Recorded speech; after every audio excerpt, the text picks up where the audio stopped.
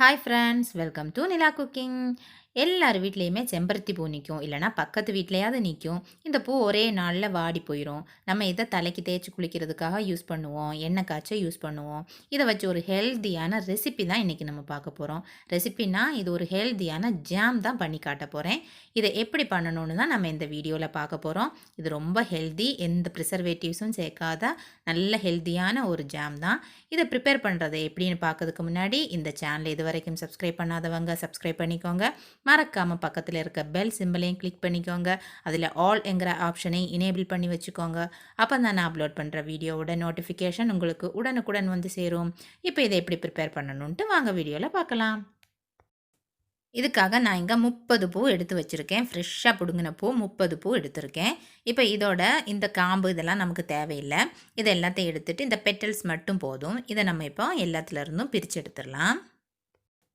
இந்த பூவுக்குள்ளே குட்டி குட்டி எறும்புகள் இருக்கும், அதனால நல்லா இதை தட்டி விட்டு க்ளீன் பண்ணிட்டு தான் நம்ம இதை எடுக்கணும். பூவாக பிடுங்கிட்டு ஒரு தட்டு தட்டிட்டோம்னா அதுலேருந்து எறும்பு எல்லாமே போயிடும். இந்த மாதிரி க்ளீன் பண்ணிவிட்டு இந்த மாதிரி பெட்டல்ஸ் எல்லாத்தையும் நம்ம இப்போது எவ்வளோ பூவிலேருந்தும் நம்ம பெட்டல்ஸ் எல்லாம் எடுத்துடலாம். இப்போ இதை நல்லா கழுவி சுத்தப்படுத்தி எடுத்து வச்சுருக்கேன். எல்லா பெட்டல்ஸையும் எடுத்து நல்லா கழுவிட்டேன். 2 தண்ணியில் கழுவி சுத்தமாக எடுத்து வச்சுருக்கேன். அடுத்து ஒரு பாத்திரம் அடுப்பில் வச்சு அதில் ஒரு 1.5 கிளாஸ் அளவுக்கு தண்ணி சேர்த்துருக்கலாம். நான் தண்ணியை இந்த கிளாஸை வச்சு தான் அளந்து ஊற்றிருக்கேன். இதே கிளாஸுக்கு 1.5 கிளாஸ். இப்போ இதில் நம்ம கழுவி வச்சுருந்த செம்பருத்தியோட பெட்டல்ஸ் எல்லாத்தையுமே சேர்த்துடலாம். இந்த தண்ணீர் நல்லா கொதித்து இந்த பூவில் உள்ள கலர் எல்லாமே தண்ணியில் வருத அளவுக்கு நம்ம இதை கொதிக்க விடணும். இப்போ இது நல்லா கொதிச்சிருச்சு பாருங்கள். இந்த தண்ணியிலேருந்து நல்ல கலர்லாம் வந்திருக்கு பாருங்கள். அந்த பூ வந்து நல்லா வெள்ளையாயிரும். அதில் உள்ள கலர் ஃபுல்லாமே தண்ணியில் வந்துடும். தண்ணியை பாருங்கள், நான் காட்டுதேன். கலர் வயலட் கலரில் வந்துருச்சு பாருங்கள். இந்த பூ இன்னும் கூட கொஞ்சம் கலராக இருக்குது. இது இன்னும் கொஞ்சம் கூட கொதிக்க வச்சிடலாம்.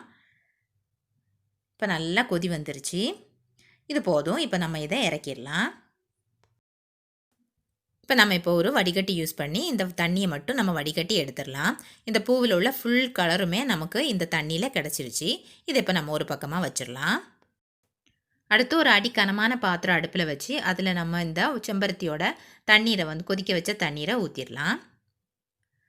இது இப்போ நல்லா கொதிக்கட்டும்.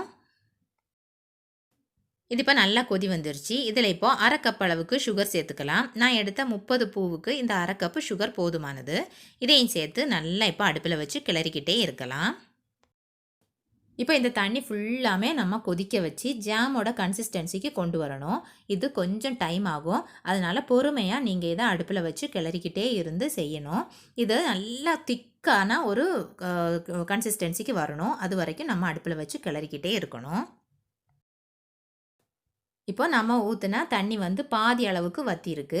இது இன்னும் கொஞ்சம் கூட நல்ல திக்கான கன்சிஸ்டன்சி வரணும். அது வரைக்கும் நம்ம அடுப்பில் வச்சு கிளறிக்கிட்டே இருக்கணும். இப்போ இது நல்லா ஓரளவுக்கு கெட்டியாக ஆரம்பிச்சிருக்கு.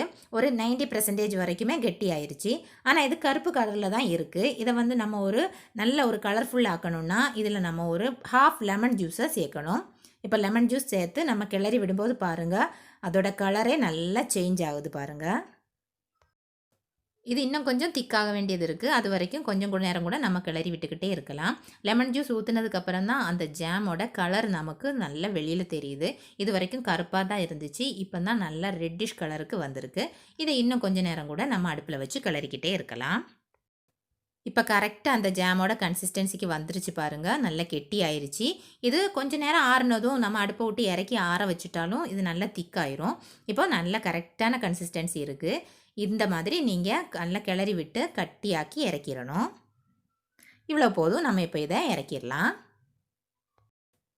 நான் 30 பூவை யூஸ் பண்ணி பண்ணினது எனக்கு இவ்வளோ அமௌண்ட்டு தான் கிடச்சிருக்கு. நீங்கள் கொஞ்சம் பல்காக பண்ணணும், நிறையா பண்ணணும் அப்படின்னீங்கன்னா நீங்கள் 2-3 நாள் பூவை சேர்த்து வச்சு ஒரு 100 பூ 150 பூ வச்சு பண்ணினீங்கன்னா கொஞ்சம் பல்காக கிடைக்கும். நல்ல ஹெல்த்தியான ஜாம் ரெடி ஆயிடுச்சு பாருங்கள். இதை இப்போ நான் ப்ரெட்டில் தடவி காட்டுதேன். இந்த மாதிரி நீங்கள் ப்ரெட்டில் தடவி உங்கள் குழந்தைகளுக்கு கொடுத்தீங்கன்னா அவங்களும் நல்ல ஹெல்த்தியாக இருப்பாங்க. எந்த ப்ரிசர்வேட்டிவும் சேர்க்காம கடையில் நம்ம வாங்கி கொடுக்க ஜாம் கொடுக்காம இந்த மாதிரி நம்ம வீட்டிலே ட்ரை பண்ணி செஞ்சு கொடுத்துட்டிங்கன்னா பிள்ளைங்க நல்ல ஹெல்த்தியாக வளருவாங்க. இதில் டேஸ்ட் டிஃப்ரென்ஸ் எதுவுமே தெரியாது. நம்ம கடையில் வாங்குற ஃப்ரூட் ஜாம்ஸ்லாம் இருக்கு இல்லையா, அதே டேஸ்ட்டில் தான் இருக்கும். ஆனால் ஹெல்தியானது. அவங்க வந்து ப்ரிசர்வேட்டிவ்ஸ் கலர்லாம் சேர்த்துருப்பாங்க. நம்ம எந்த கலருக்காக எதுவும் சேர்க்கலை. லெமன் ஜூஸ் மட்டும்தான் சேர்த்துருக்கோம். ப்ரிசர்வேட்டிவ்ஸும் எதுவுமே சேர்க்கலை. வீட்டில் நிற்க பூ, செம்பருத்தி பூ, ஒரே நாளில் வாடி போகக்கூடிய பூவு, அந்த பூவை யூஸ் பண்ணி ஹெல்த்தியான ஒரு ஜாம் தான் இங்கே ப்ரிப்பேர் பண்ணியிருக்கு.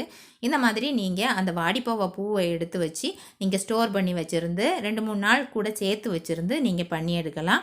அந்த அளவுக்கு ஹெல்த்தியான ஒரு ஜாம் தான் இது. கண்டிப்பாக நீங்கள் இதை வீட்டில் ட்ரை பண்ணி பாருங்கள். பிடிச்சிருந்தா லைக் பண்ணுங்கள். உங்கள் ஃப்ரெண்ட்ஸு, ரிலேட்டிவ்ஸுக்கு எல்லாமே இந்த வீடியோவை ஷேர் பண்ண மறந்துடாதீங்க. தேங்க்யூ ஃபார் வாட்சிங்.